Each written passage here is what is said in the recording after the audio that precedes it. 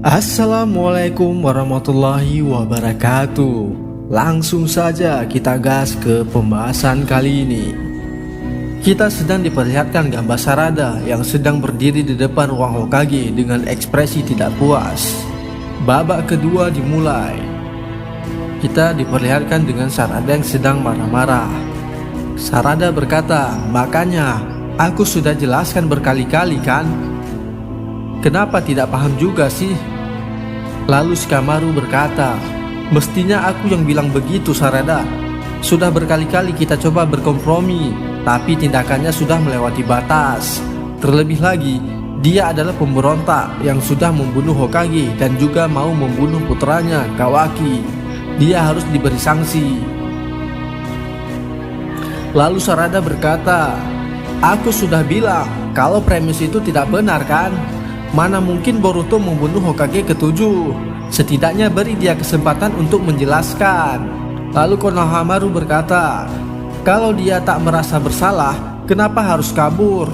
Kita punya kesaksian dari Shenrigan Eida loh." Lalu Sarada pun berkata, "Siapapun akan kabur kalau orang-orang diperintahkan untuk membunuhnya kan? Tolong cabut perintah itu sekarang juga. Lalu dengarkan dulu kesaksiannya," kata Sarada. Lalu Shikamaru berkata, "Dengar ya Sarada, sanksi untuk Boruto tak hanya sudah sesuai dengan peraturan yang berlaku, tapi juga keinginan penduduk. Banyak dari penduduk desa yang marah karena pengkhianatan yang dia lakukan. Kalaupun aku mencabut perintah itu, para penduduk tidak akan puas." Dan Sarada pun terdiam. Lalu Shikamaru berkata lagi, "Pembicaraan kita selesai. Ini yang terakhir. Kalau sudah mengerti, kembalilah ke misimu." Lalu Sarada berkata, "Dasar kepala batu." Dan Konohamaru marah kepada Sarada. Dia berkata, "Oi Sarada, kau tak boleh bersikap begitu kepada Hokage ke-8. Biarkan saja Konohamaru," kata Hokage ke-8. Dan Shikamaru berkata, "Sarada, aku khawatir padamu. Kalau begini terus, jangankan Hokage, kau mungkin akan selamanya jadi genin." Lalu Sarada berkata, "Apa karena papaku juga pemberontak seperti Boruto? Ini tak ada hubungannya dengan Sasuke. Ini soal bagaimana dirimu bertindak sebagai shinobi Konoha," kata Shikamaru kepada Sarada. Dan Sarada berkata, "Hokage ke-7 dulu menyeret pulang papa yang keluar dari desa karena berbuat dosa besar, lalu menjadi Hokage meski masih tetap genin. Yang jadi panutanku adalah Hokage ke-7, bukan Anda." Kita beralih ke ruang dimensi Kawaki yang di dalamnya ada Naruto dan Hinata, istrinya Naruto.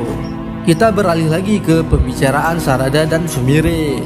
Di sini Sumire berkata, "Lagi-lagi ngomong begitu. Padahal ini bukan salah Pak Shikamaru.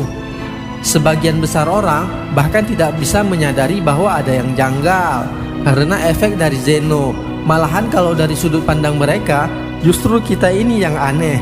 Sarada terdiam dan Sumire berkata lagi, "Putra Hokage ke-7 adalah Kawaki Uzumaki.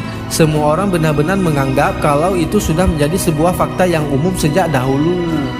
Dan Sarada berkata, "Sebaliknya, orang-orang menganggap bahwa Boruto adalah orang asing, pemberontak dan pengkhianat yang tidak tahu terima kasih. Awalnya orang-orang merasa adanya banyak keganjilan. Aneh kalau Kawaki lahir dan tumbuh besar di desa ini, sementara tubuhnya dimodifikasi oleh Kara. Bahkan Pak Shikamaru juga sampai mempertanyakan soal keberadaan Momoshiki pada Kawaki. Perasaan tidak enak pun lama-lama lenyap dalam benak orang-orang karena Zeno. Dan sekarang tak seorang pun yang menyimpan keraguan. Apa yang harus kita lakukan untuk mengatasi kekuatan gila ini?" Dan kita beralih lagi ke Eda dan Daemon yang sedang berbicara dengan Sarada dan Sumire. Daemon berkata, "Kalian belum menyerah juga ya? Itu mustahil tahu." Eda berkata, "Sama seperti kekuatan Miryu atau pemikat. Aku sendiri pun tidak bisa mengontrol kekuatan Zeno. Yah, walau belakangan ini aku jadi semakin mengerti kekuatan itu." Dan Sarada berkata, "Mana mungkin kami menyerah?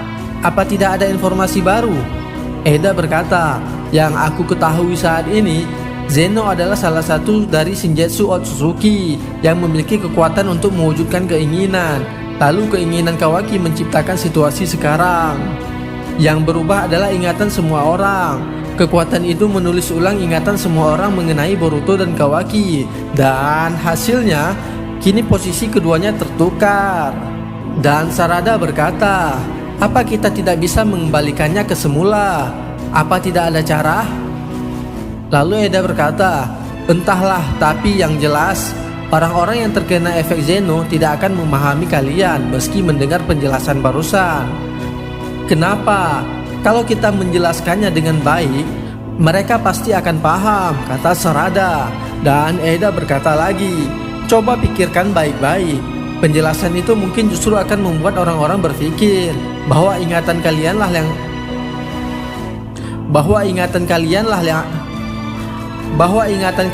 yang janggal loh. Dan Sarada